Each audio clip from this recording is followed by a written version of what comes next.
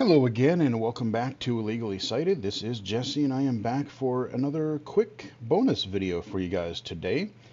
As I talked about in my last channel update video not long ago, I had mentioned that the Xbox, or Microsoft, was going to have their Xbox Developer Showcase, and they have done that as of yesterday.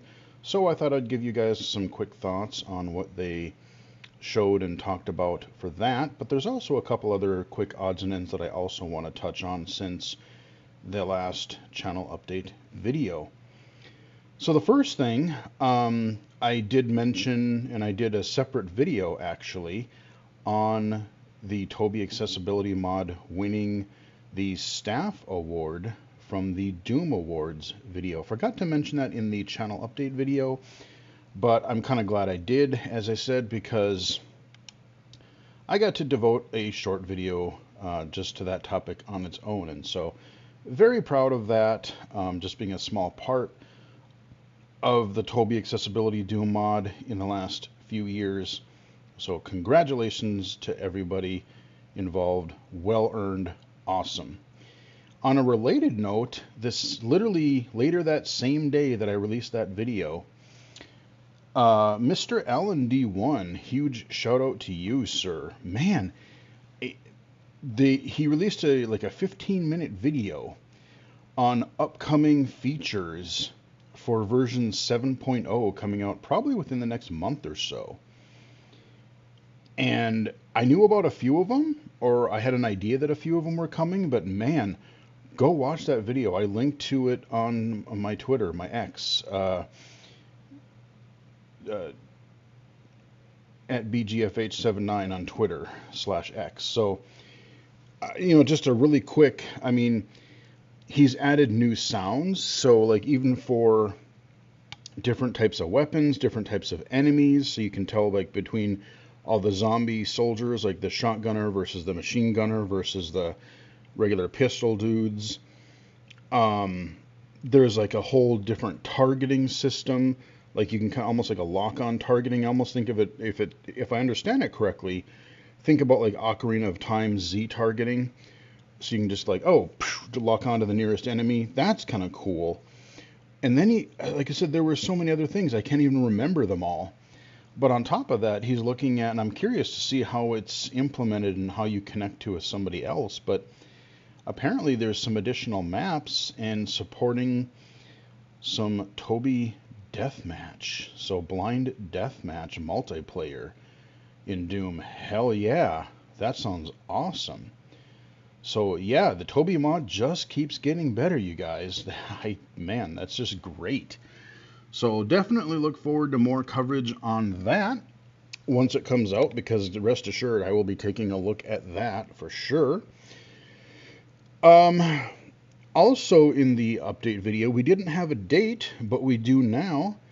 And the Game Accessibility Awards are going to be on January 24th. I believe that's, what is it, next Tuesday?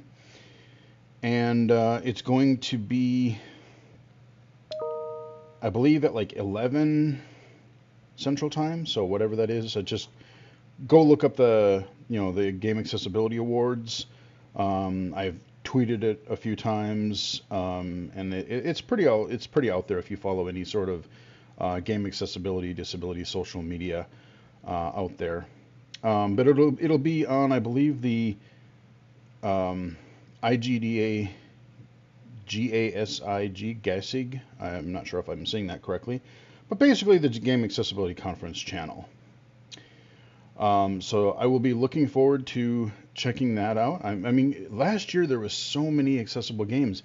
For the Game Awards, it was really hard to choose, and like I wanted to give credit to more games. I know Forza won that, but I wanted to recognize some indies like Brock the Investigator and such. So I really, with more categories and this just devoted to different aspects of accessibility, I'm really hoping, I'm really curious to see what's going to win for that. So tune into that on January 24th. Kind of looking forward to seeing what that's going to be. And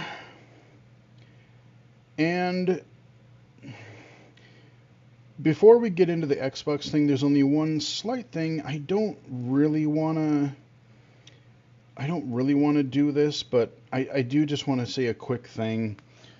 Um, I've seen a couple things recently where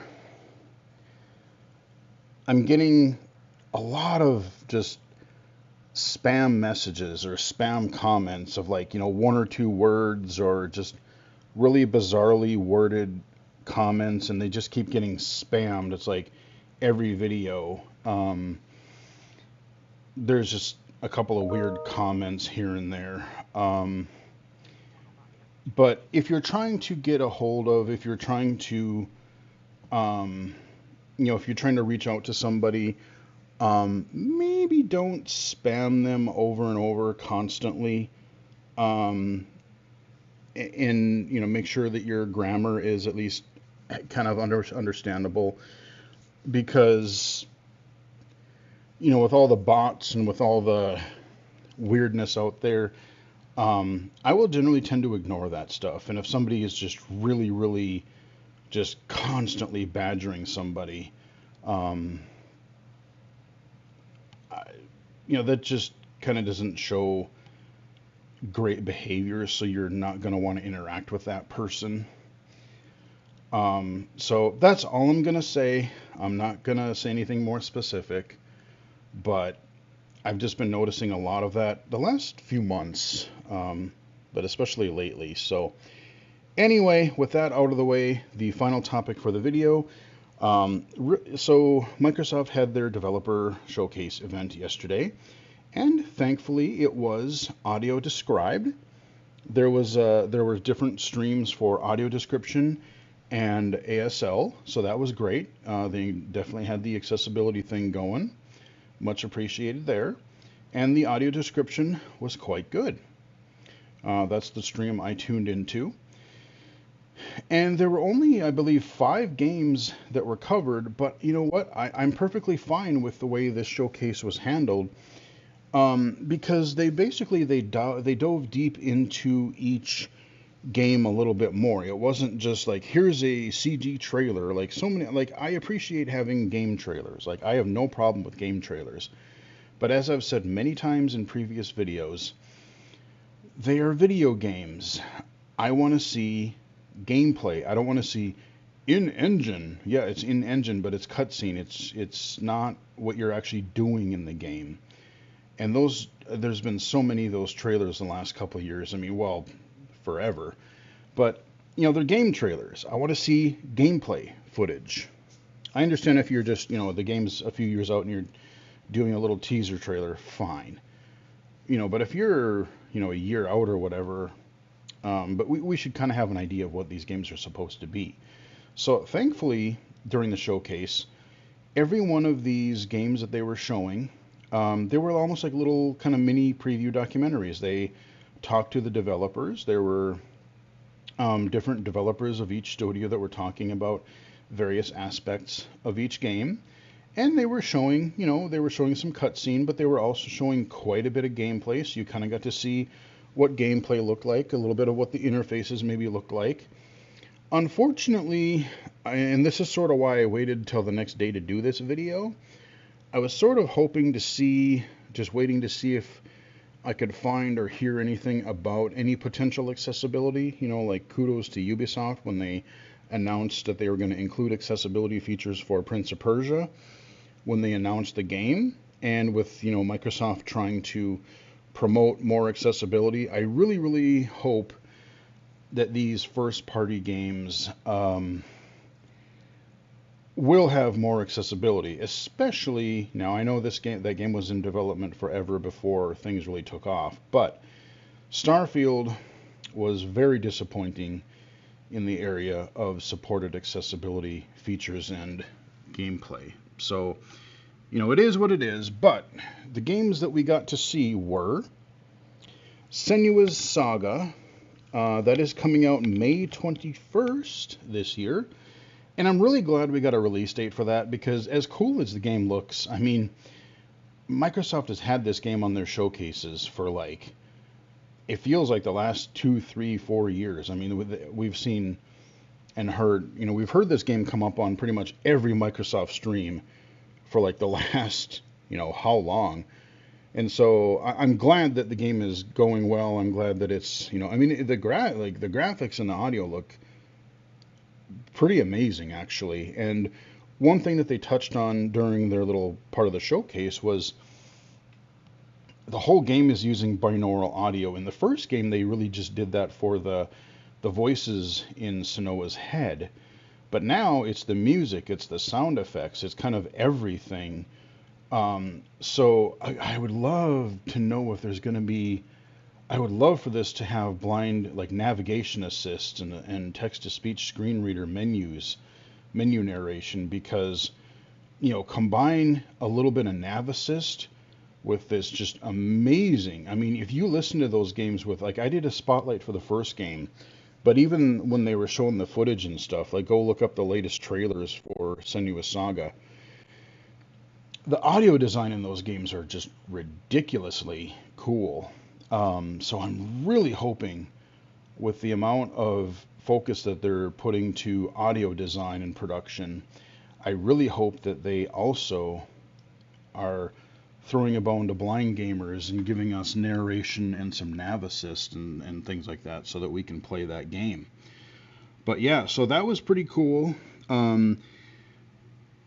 They redone the combat system. They are really focusing on a story. It's kind of a darker, really kind of a brutal story, and I'm into it. Like, there's going to be puzzles, there's going to be combat, there's going to be other mechanics, but it's really cinematic too. So very curious to see what that's going to be like. And that's going to be coming, like I said, in May, and it's going to be on PC, Xbox, and Game Pass. Visions of Mana. This was kind of a surprise. It's the first time that the Mana series is coming to Xboxes, apparently. And I've played a couple of the Mana games. I think I streamed one a while back. Like the Secret of Mana remake, I believe it was. There was like, I forget what they say, like 18 titles. I didn't know there were that many in that series. But it started out as Final Fantasy Legends or something. I forget what they called it originally. But it's an RPG, a JRPG, but it's actually got it's focusing a lot more on real-time combat. And this one, it was more, it wasn't just lining up left or right, and then even real time. It seemed to be a lot more like true kind of third person. They said that there was going to be like air combat, air juggles, and things like that. And it looked pretty actiony. So, I mean, I don't know. I thought it looked pretty good. It's supposed to come out sometime later this year. I think this summer, they were saying. And I think it's going to be on Xbox and PC. Not Game Pass necessarily, I don't think. But, that's all right. As far as accessibility for that goes, again, I would love to be proven wrong. But I haven't seen too many Japanese games really dive deep into accessibility, especially JRPGs. I would love to be proven wrong, but I would imagine there's probably not going to be menu and UI narration or any nav assist. So I might be able to play this as a low vision player, but I don't know if this is going to be a blind accessible game. Like I said, I would love to be proven wrong, but until we start getting some more Japanese support, that's kind of where things are right now.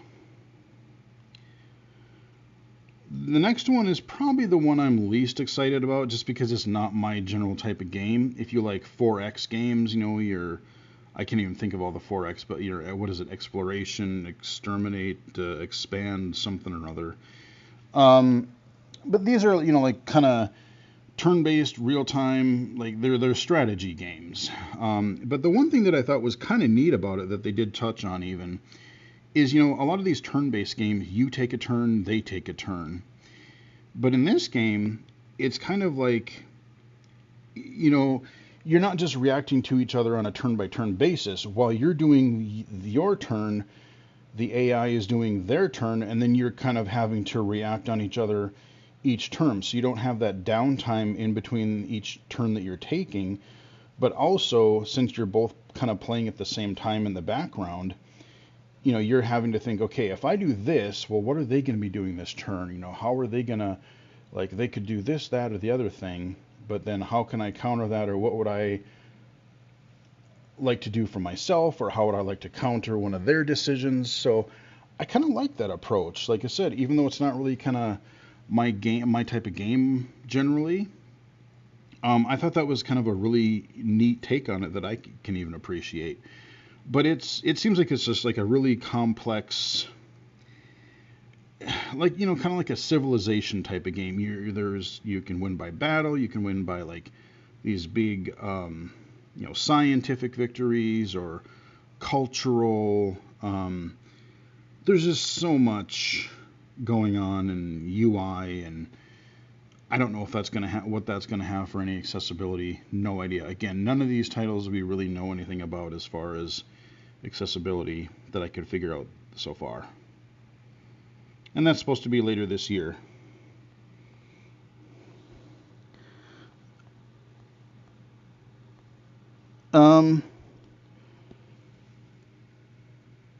And I swear there was one more that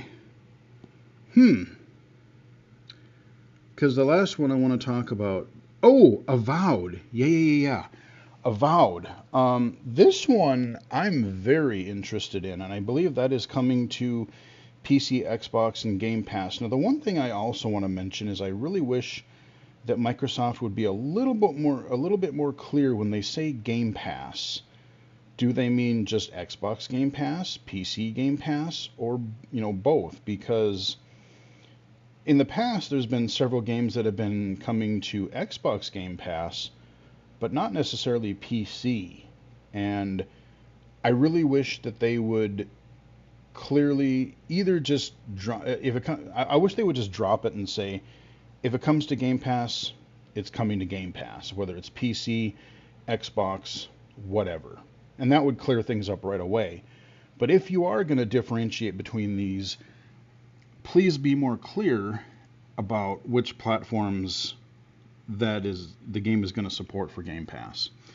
But Avowed, it's a first-person RPG made by Obsidian, and it looks pretty good. It's kind of got this whole magic thing going on. You can be like a sword-swinging dude. You can have magic. You can have, what they say, I think it was like a pistol or something.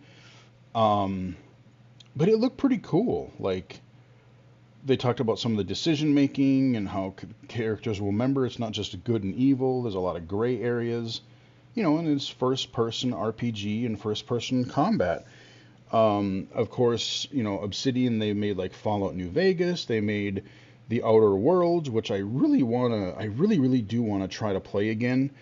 Because when I played it at launch and did the video, my old rig was kind of on its last legs, and that was one of the games that would just make my fans just growl and screech in pain. And I was scared to play it anymore because I'm like, this is going to make my computer blow up. So I would, because I really enjoyed what I played of The Outer Worlds. It's kind of like a more streamlined, shorter take on something like the Elder Scrolls series. And yeah, you know what? I'm all about that kind of a game. And again, would love to see some text-to-speech narration. Would love to see some nav assist. And not just for like a clairvoyance spell like they had, like somebody told me about that I didn't realize in like Skyrim or things like that. But just have that as an option, because I love Elder Scrolls Oblivion. I love... you know, I played a lot of Skyrim, Fallout 3, Fallout 4. So yeah, it is supposed to be coming out. They didn't give a specific release date. They just said this fall. So yeah, I'm hoping that doesn't get delayed, because that's looking pretty sweet. I will most likely get sucked into that quite a bit. So yeah, Avowed, that looks pretty dang good. That is probably one of my more anticipated games on the Microsoft side of things. And finally, as they said, we get Indiana Jones and the Great Circle. They did about a 10-15 minute part of the showcase devoted to this, and it looks pretty damn cool. It is by Machine Games, and I believe they're the ones that did like the latest Wolfenstein games. So like your what is it, New Blood or Old Blood, New Colossus. Really fun, cool action. I mean, Wolfenstein 2 is batshit crazy. We're waiting for Wolfenstein 3. I mean, oh God, the courtroom scene in Wolfenstein 2 and the part thereafter will be something I will never forget because that was just insane. It was ridiculously cool. So yeah, they have a lot of experience, and the Indiana Jones is going to be in first person, which I'm totally fine with. And I've been hearing a few different things, and I believe one of the reasons that they went with that is, well, A, that company is really good at doing first person titles. That's in gameplay, that's great. But then if they, think about Indiana Jones, if you did that third person, you'd be constantly compared to Tomb Raider. You'd be compared to the Uncharted series, and Sony fanboys would have a field day, just, fanboy syndrome. And it goes both ways. I'm not saying it's just Sony, but, something gets announced for Sony, Xbox people get mad, vice versa. But you'd have those comparisons and, blah, blah, blah. But what I think is cool is they're still putting some first person or third person aspects into the game. So think games like Chronicles of Riddick, which I have covered on the channel, PC version a while back. This was a game that originally came out on the Xbox right around when Doom 3 was supposed to come out. And the Chronicles of Riddick Escape from Butcher Bay is one of the best original Xbox games. And like I said, it's available on PC. I think it's backwards compatible on your Xbox systems. It's first person, but when you do like traversal things and a couple other little game mechanics, it goes third person, and that worked really well. I had tried watching Pitch Black and the Chronicles of Riddick movies, and I really didn't like them. And to me, in my opinion, the Butcher Bay game and its sequel were the best thing to come from that franchise. Like, I didn't care for the movies much, but the games were great. They were part first-person shooter. They had melee combat. They had some stealth. And the traversal wasn't anything, super, but it was like, oh, you climb up a ladder, you crawl across some kind of monkey bars and drop down on some dude's head. But Indiana Jones here, and it's cool. They got the Harrison Ford visual likeness. It looks just like Harrison Ford pretty much, what I could tell. And audio-wise, Troy Baker, Joel from The Last of Us himself, I guess, is doing Indiana Jones's voice, and it's supposed to take place between the first and the third movie. So, they're going kind of period accurate type of stuff there. But the gameplay that they showed, it looked pretty cool. Of course, he has his trademark whip, so he's like whipping dudes and pulling stuff in and punching Nazis in the face, and doing some traversal, doing some. He was shooting his pistol. There is going to be, of course, puzzles. The game looks really, really good. Fidelity-wise, it looked really good. They got an audio composer to really kind of capture the feel and the style of the Indiana Jones movies. The soundtrack of the movies. And yeah, it looks pretty dang solid. Don't have a release date for that. They just said it's supposed to come out in 2024. If any game got delayed until next year, I would kind of maybe say that this one might. Either Avowed or this game might get pushed back. But I hope they both come out because, again, Indiana Jones, you think about Uncharted and Spider-Man. Sony's got their kind of flagship first-party franchise, single-player franchises. The Last of Us, Uncharted, Spider-Man, God of War. And this is a PC and Xbox exclusive, so Avowed and Indie, yeah, those are some pretty big AAA bangers for the Xbox ecosystem and Game Pass. And so, yeah, I'm again, accessibility, no idea, but I would, again, we've had AAA games like The Last of Us, Spider-Man, God of War. They may not have been perfect in like God of War's case, or Spider-Man, they're still working on stuff, but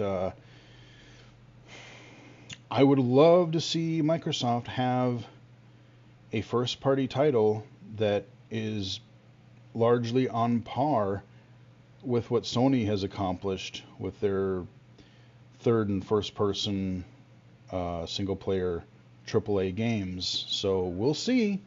Hopefully we hear something positive about that prior to release.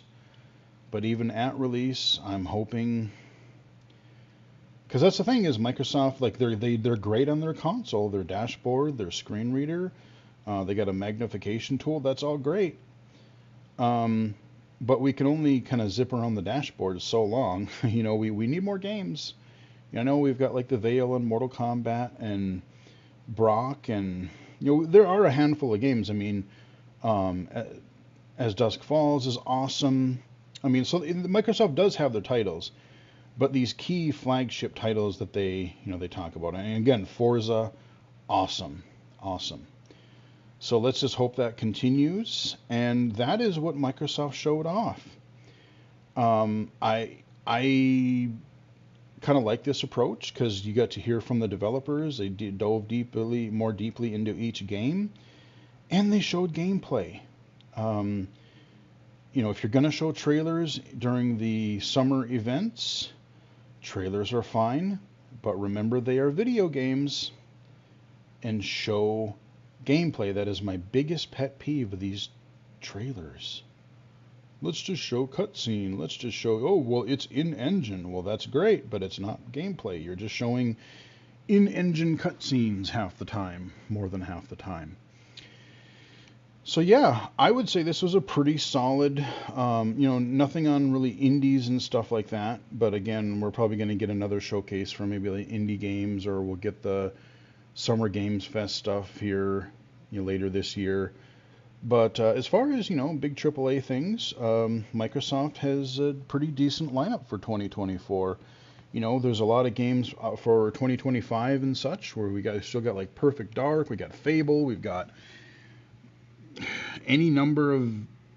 There's been rumors about a Gears of War collection remaster, maybe a new game in that franchise. Who knows if Halo's going to do anything?